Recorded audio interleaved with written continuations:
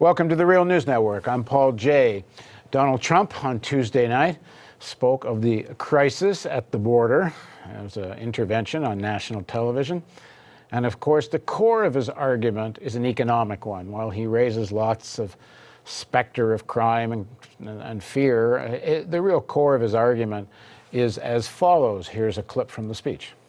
America proudly welcomes millions of lawful immigrants who enrich our society and contribute to our nation. But all Americans are hurt by uncontrolled illegal migration. It strains public resources and drives down jobs and wages. Among those hardest hit are African Americans and Hispanic Americans. So Donald Trump is most concerned about African Americans and Hispanic Americans. And while one shrugs or treats that with a little bit of a grain of salt, still, is there not some truth to what he says? That undocumented workers do drive down wages at the lowest end of the wage scale, and that does, in fact, mostly affect African Americans and Hispanic Americans who disproportionately work at jobs at the lowest end of the wage scale. Well, now joining us to discuss this is from Kalamazoo, Michigan, Dr. Susan Pozo. Susan's a professor in the Department of Economics at Western Michigan University. She's the Director of Global and International Studies, and she's also the past president of the American Society of Hispanic Economists. Thanks very much for joining us.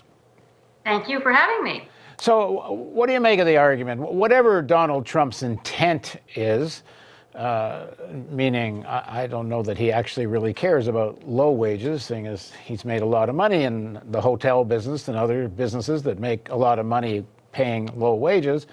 But let's set that aside. Isn't there some truth to what he says, that undocumented workers, the 11 million or so people that are here, not all of whom are working, a lot of kids, but that it does drive down wages at the lowest end of the wage scale? Well, this is a question that has been asked for eons and eons, and economists have actually spent a lot of time trying to estimate the degree to which immigrant workers, including undocumented immigrant workers, compete with workers in the United States. And what they've come to conclude is that there's very, very little impact. That it may be the case that there is a slight negative response in wages of workers who are already in the United States to an influx of new workers, but it's teeny tiny. And for the most part, who it hurts is not so much U.S. workers, but earlier immigrant workers.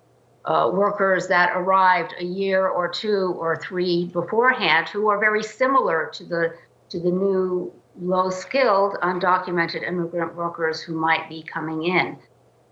They are generally somewhat disadvantaged with respect to language, but once a worker acquires U.S. language skills, they tend to then move up the job ladder, and they're no longer competing with those that are coming in. So the results seem to indicate that there's a minimal impact. And instead, what we tend to see is that the immigrant workers end up raising the earnings and the wages of anyone who is a little bit above with higher skills. They become they're complementary to those other workers.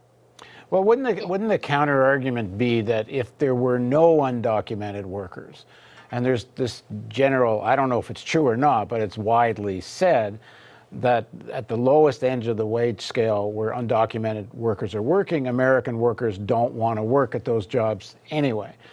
But if that's true, isn't the reason they don't want to work at those jobs anyway is the wages are too low? And if there weren't any undocumented workers, then that wage level would have to rise to a certain point where they could attract workers, domestic citizen workers, let's put it that way. Isn't that make sense? Well, but then the argument is those citizen workers may be able to go into other jobs, the higher paying jobs. Why would they want to go into the relatively low skilled jobs? When you have a low skilled worker working with an individual who has a little bit more higher skills, and the higher skilled worker ends up being able to earn more. So, for example, we have a lot of women who have been able to go into the labor market because they're able to hire nannies and childcare workers and individuals who can clean their houses.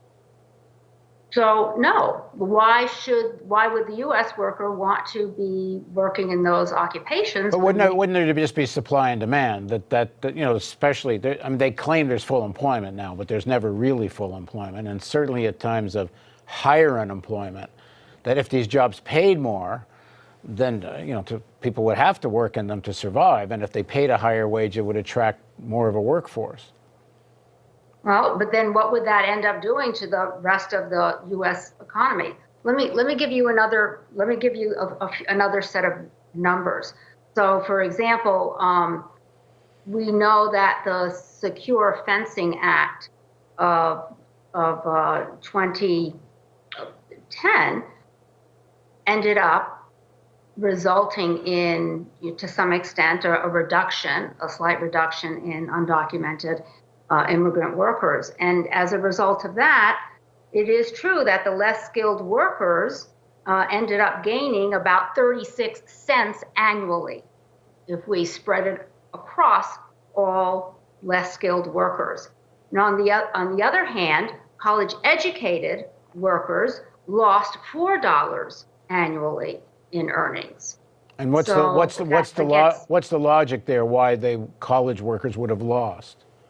They lost because they didn't have the unskilled workers to increase their own productivity, to complement their skills, and therefore allow them to be more productive. And you're talking like the example of nannies and babysitters and things that would free college-educated workers to go to work. That's to free them to go to work, to go to more highly skilled work, to be able to work in those more highly skilled occupations. So, and it just in general, increase the productivity of the economy. So we know, for example, that that because of the immigrant workers that we have in the United States, that the United States GDP is about 0.5% larger.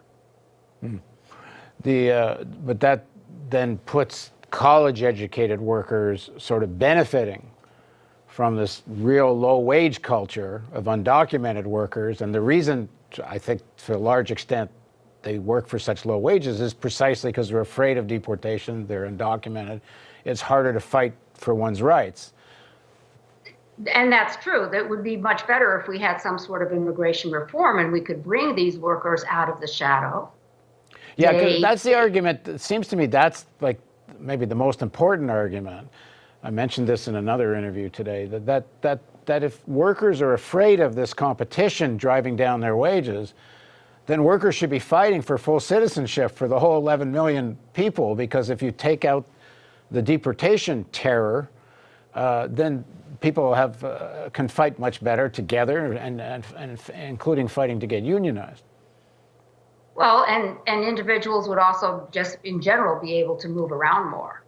And by moving around more, they're going to be able to sort themselves into occupations and into jobs where they're really needed, where they can increase their wages. So the current policy that actually increases the level of terror, because sometimes people are afraid to even go out of their doors without getting picked up, or they're afraid to go to work without getting picked up, actually creates more of an atmosphere for driving down wages, not the contrary. That it brings more of well, that's true. For those undocumented workers. Right. So they certainly are at a great disadvantage in that regard. Well, thanks very much for joining us. Thank you. And thank you for joining us on the Real News Network.